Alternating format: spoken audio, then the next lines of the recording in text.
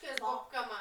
A to zase honem rychle, protože Simon na něho čekal na horní cestě, tak on zase honem rychle, aby se oblíkal, tak si šel vzal si čistý slipy, sedl si na postel, jo, oblíkl si, to seděl na prostěradle, pak protože si potřeboval oblíct ještě kraťase, tak to si sedl zase na polštář, jo, to a běžel, jo.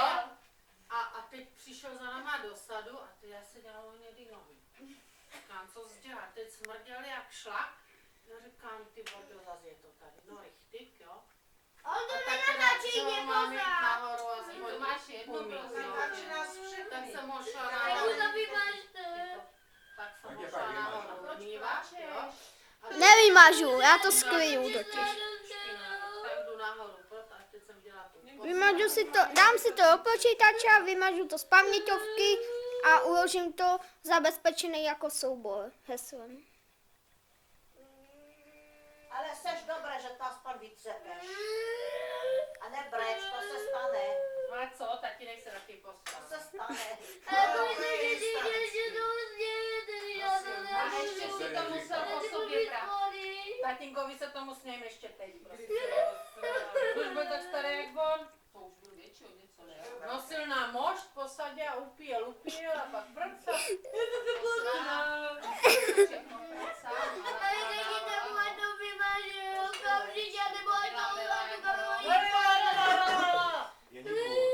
Přestaň, Jaňa. Jen Jaro se pozerali Libor 22, no. To si čupl, to si to pracoval, to bylo.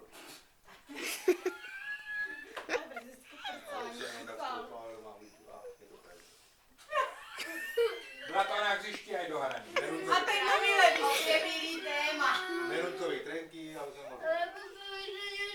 Teď si představ, teď si Teď představ. se teda nesměje Nový tobě. džíny z Tuzexu, nový levisky, rozumíš, a ty co s nima? Horšek do Baledova. To vystřihli.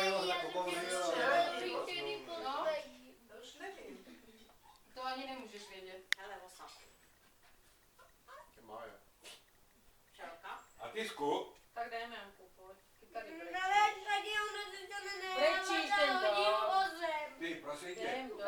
z městu Nortu. Lukáš, že máš malý kousek a jim to nesnědl. Vůbec Určitě, tu kamaráduji mladými. Mládí nevybořené. To si jenom myslíš, to je moja. Čeče, ty jsi jak starý dědek. Honzo, ty neprovokuj. Mládí nevybořené.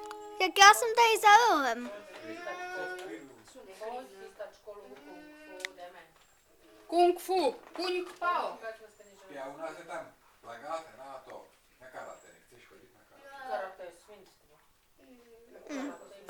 Ne, spíš na vychování 3 a 4 dětí. To by mu ukázali potom 3 a 3/4. Ježiš, no tak to jsem ti teda nevzal.